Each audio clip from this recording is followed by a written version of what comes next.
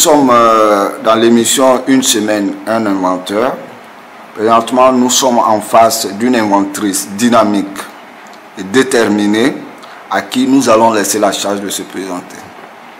Je suis Marie-Josée Fenouille, née Hudson. Qu'est-ce que je peux vous dire? Je suis heureuse que vous fassiez cette interview parce que nous devons sensibiliser les jeunes pour dire que l'invention, ce n'est pas donné qu'aux Européens, tout le monde peut inventer. Voilà.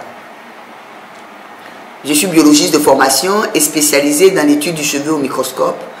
Et c'est vrai que l'étude du cheveu au microscope n'est pas très connue. Donc moi, je suis en train de vulgariser ça. La preuve, je suis la seule dans toute l'Afrique de l'Ouest à faire l'étude du cheveu au microscope. Quelle est votre invention? Alors, mon invention concerne un produit capillaire qui est un masque pour nourrir, restructurer le cheveu.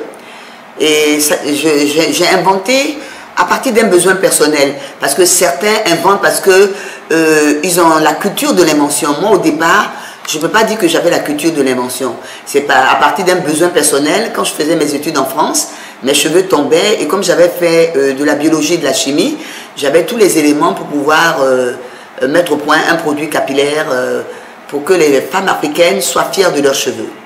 Pour être plus clair, quelle solution apporte-t-elle?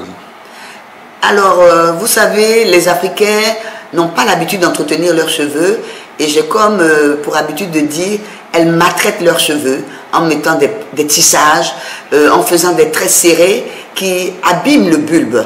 Donc, mon produit restructure le cheveu de la racine aux pointes. Donc, c'est ça la nouveauté et surtout, c'est la première fois qu'on soigne les cheveux par l'argile rouge. Quel est l'état actuel de votre invention? L'état actuel de mon invention, je dirais que j'ai commencé à le commercialiser. J'ai arrêté parce que en Afrique de manière générale et dans mon pays, la Côte d'Ivoire, il n'y a pas vraiment les opportunités qu'on donne aux inventeurs. Quand un inventeur crée une société, je trouve qu'il doit avoir certains avantages. C'est-à-dire ne pas payer certaines taxes pendant un moment. Donc moi, je me suis découragée. J'ai fermé ma société, mais ça ne veut pas dire que je suis découragée pour le reste. J'ai fermé ma société en Côte d'Ivoire, mais je suis prête à ouvrir une société partout ailleurs, d'autant plus que j'ai un brevet international, un brevet français, donc je peux même m'installer en France. Je suis en train de réfléchir sur les différentes opportunités qu'on va m'offrir. Quel est votre cri de cœur? Mon cri de cœur, je crois même, je viens de le montrer. Mon cri de cœur, c'est qu'en Côte d'Ivoire, on peut créer des emplois à partir des inventeurs. Il suffit qu'on prenne 2 ou 3 inventeurs. Je dirais même, qu'est-ce que ça coûte même si on leur donne de l'argent cadeau? Moi, je dis le mot cadeau aux inventeurs. Un inventeur qui a eu un brevet d'invention, c'est quelqu'un déjà qui s'est fatigué intellectuellement, financièrement.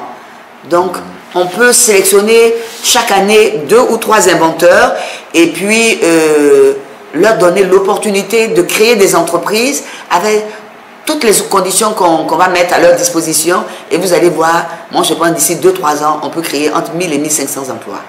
Je vous remercie. Voilà, merci bien.